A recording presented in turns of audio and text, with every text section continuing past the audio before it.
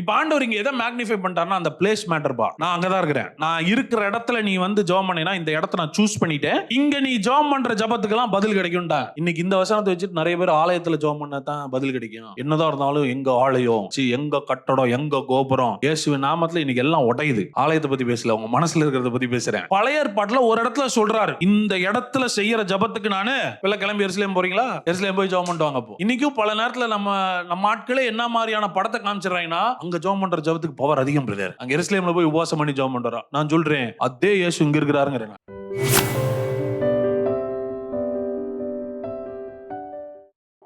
இன்னைக்கு ஆண்டவரை நம்மள்ட்ட எப்படி காமிச்சு விட்டாங்கன்னா, பல நேரத்துல அவர் நம்மளை கண்டாலே தெரிச்சு ஓடுற மாதிரி காமிச்சிட்டாங்க. இல்ல, உன் பின்னாடிதான் பைத்தியமா திரியறவர் அவர்.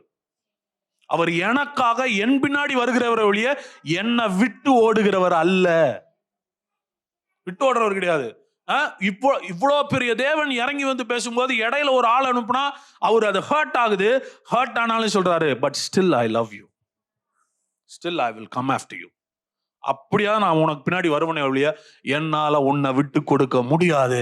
அவருடைய ஆதங்கத்துல எழுதின லவ் லெட்டர் தான், இஸ்ரவேலே உன்னை நான் எப்படி மறப்பேன், உன்னை நான் எப்படி கைவிடுவேன், உன்னை என் உள்ளம் கையில வரைஞ்சிருக்கிறேன், எப்போ என் கண்ணு முன்னாடியே நீ இருக்கிறன்றார் அவரு.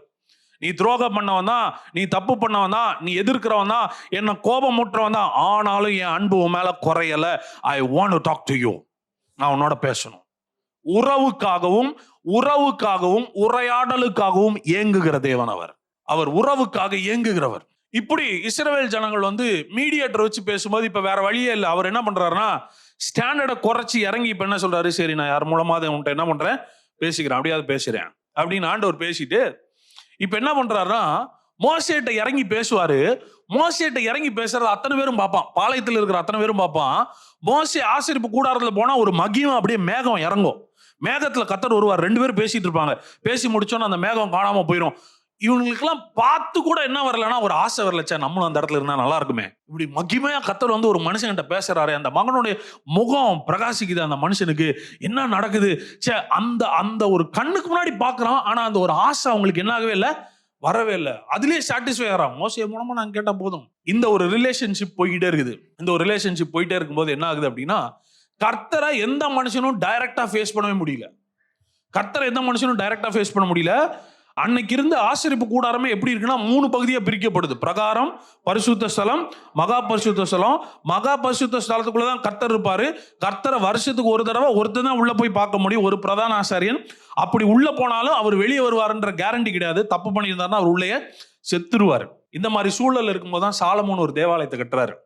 சாலமோன் ஒரு தேவாலயத்தை கட்டும்போது அந்த தேவாலயத்துல ஒரு வாக்குத்தத்தத்தை ஆண்டவர் கொடுக்கிறார். 2 நாளாகமும் 7ஆம் அதிகாரம் 15ஆம் வசனத்திலிருந்து வாசிங்களேன். இந்த ஸ்தலத்திலே செய்யப்படும் ஜெபத்திற்கு என் கண்கள் திறந்தவைகளும், இந்த ஸ்தலத்திலே செய்யப்படும் ஜெபத்திற்கு என் கண்கள் எப்படி இருக்கும், திறந்தவைகளும், என் செவிகள் கவனிக்கிறவைகளுமாய் இருக்கும். என் நாமம் இந்த ஆலயத்தில் என்றென்றைக்கும் இருக்கும்படி நான் இதை தெரிந்து கொண்டு பரிசுத்தப்படுத்தினேன். என் கண்களும் என் இருதயமும் என்னாலும் இங்கே இருக்கும். பாருங்க, ஆண்டவர் சொல்லிட்டாரு, இந்த ஸ்தலம், இந்த ஆலயம், இந்த ஸ்தலத்திலே செய்யப்படும் ஜெபத்திற்கு என் கண்கள் திறந்திருக்கும், என் செவிகள் எப்படி இருக்கும். இப்ப ஆண்டவர் என்ன பண்ணிட்டாருன்னா ஒரு பிளேஸை வச்சுட்டாரு. இந்த பிளேஸ்ல வந்து பிரேயர் பண்ணினா உன் ஜெபம்லாம் கேட்கப்படும். இப்ப ஆண்டவர் இங்க எதை மேக்னிஃபை பண்ணிட்டாருன்னா அந்த பிளேஸ் மேட்டர்பா. நான் அங்கதான் இருக்கிறேன், நான் இருக்கிற இடத்துல நீ வந்து ஜெபம் பண்ணினா இந்த இடத்த நான் சூஸ் பண்ணிட்டேன், இந்த இடத்த சூஸ் பண்ணி நான் இங்க இருக்கிறதுனால இங்க நீ ஜெபம் பண்ற ஜெபத்துக்கெல்லாம் பதில் கிடைக்கும்டா. இன்னைக்கு இந்த வசனத்தை வச்சுட்டு நிறைய பேர் ஆலயத்துல ஜெபம் பண்ணா தான் பதில் கிடைக்கும். என்னதான் இருந்தாலும் எங்க ஆலயம், எங்களுடைய ஆலயம், எங்க சர்ச்சு, எங்க கட்டடம், எங்க கோபுரம், இயேசுவின் நாமத்துல இன்னைக்கு எல்லாம் உடையுது. ஆலயத்தை பத்தி பேசல, உங்க மனசுல இருக்கிறத பத்தி பேசுறேன், ஓகேவா? இந்த இடத்துல ஜெபம் பண்ணா நடக்கும், இங்க ஜெபம் பண்ணா தான் எனக்கு நடக்கும்னு பழைய ஏற்பாட்டுல ஒரு இடத்துல சொல்றாரு. இந்த இடத்துல செய்யற ஜெபத்துக்கு நானு வெள்ள கிளம்பி எருசலேம் போறீங்களா, எருசலேம் போய் ஜெபம் பண்ணிட்டு வாங்க. அப்போ இன்னைக்கும் பல நேரத்துல நம்ம ஆட்களே என்ன மாதிரியான படத்தை காமிச்சிடறாங்கன்னா, அங்க ஜெபம் பண்ற ஜெபத்துக்கு பவர் அதிகம் பிரதர், அங்க எருசலேம்ல போய் உபவாசம் பண்ணி ஜெபம் பண்றா. நான் சொல்றேன் அதே இயேசு இங்க இருக்கிறாருங்கிறேன். நான் எருசலேம் போய் இயேசு கிட்ட பேசிட்டு வரேன், இங்கிருந்து பேசுங்க நீங்க. ஆமென்.